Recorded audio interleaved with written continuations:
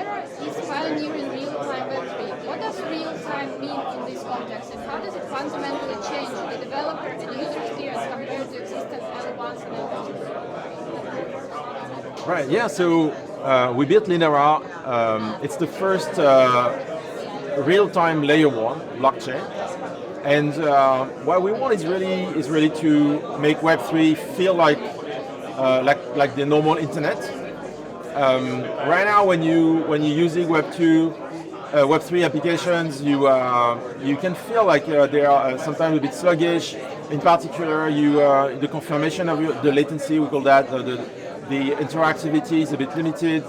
It takes time to get confirmation of your transactions, or even more problematic if you're trying to interact with other users in on-chain games or on-chain auctions. You may feel like really what they do takes a lot of time for you to see.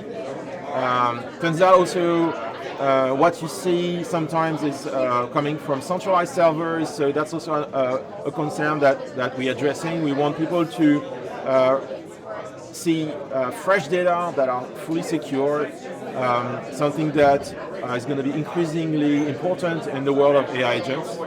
So that's what we do. Your architecture introduces the concept of microchains. How do microchains empower horizontal scalability and user ownership at the protocol level? Right. So I think the specificity of Linera is indeed we built an entire new layer one based on this concept of microchain. So really taking the problem from scratch, go back to the paperboard, or what does it take to create a layer one that can scale horizontally, that can scale on demand to address the need for an potentially unlimited number of active users. The solution that we found that is also, in fact, had some origins in the research I was doing at Facebook, which was a scalable payment system. The answer we found, we call this microchain. So it's a new way to structure the block space into potential millions of parallel small chains that are going to be validated in the same set of validators. So what's important here is to have as many chains as we want, be able to create them on demand very quickly when there's a new user, a new use case, a new task. And at the same time, they all live in one set of validators, so they have the same level of security. They're running the same applications. So it's the same liquidity, and we are able to create this very rich programming environment for applications to really coordinate across all the chains seamlessly. You launched the Linera developers early on.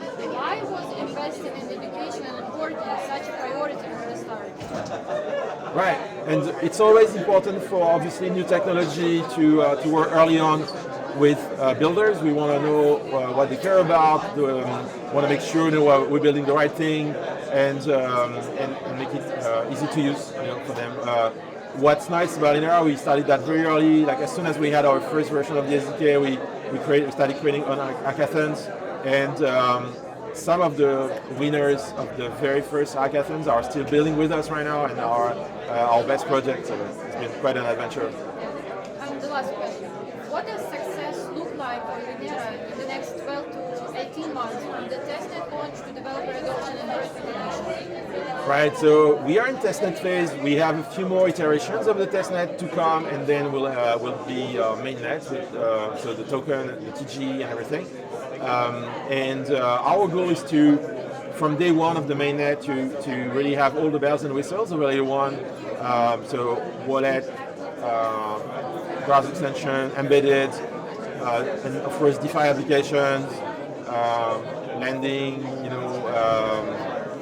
central limit order books, and decentralized exchanges and so on. And then of course we also want to build specific applications that really take advantage of what we built in terms of enabling real-time interactions in parallel. And this is where we're still working with the teams and